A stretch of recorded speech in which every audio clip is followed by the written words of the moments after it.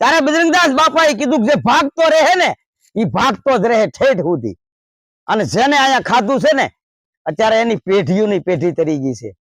અને બજરંગદાસ બાપુએ એક દિવસ એવું કર્યું, જમવાનું બનાવ્યું, લાડવા, દાળ, ભાત, ગાંઠિયા ખૂબ બનાવ્યું. લગભગ 5-10,000 માણસની રસોઈ બનાવી બાપુએ. 3 દી સુધી રાંધ્યું, અને બધું રાંધી રાંધીને રોંગી ભરી, અને બધા ખાવું ખાવું ખાવું ખાવું કરે. બાપુ કે કોઈ ખાવા દેવું નથી.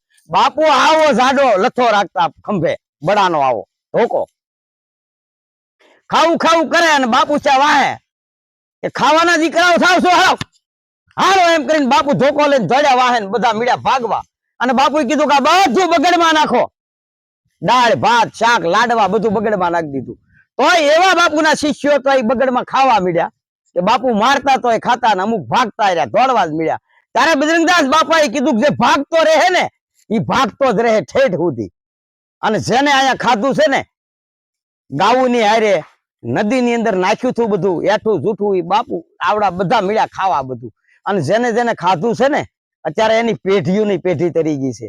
એના છોકરા કોક વકીલ છે, કોક મામલતદાર, ડીએસપી, એસપી, આવા બગદાણાની અંદર સેવા કરે છે. એ લોકો આવી તમે બેઠા હો તો ચા પાય, પાણી પાય તમને. તમે એમ કહો કે આ રકેબી મેલ આવે એટલે મેલ આવે, પણ તમે પૂછો જ ખબર પડે કે આ કોણ છે, તો કે આ ડીએસપી છે, આ મામલતદાર છે.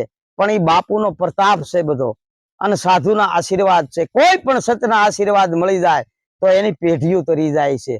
પણ આ બધું લેવું, આ બધું કરવું છે ને એ બહુ કઠિન છે. આ કઈ જેમ તેમ નથી પુગાતું.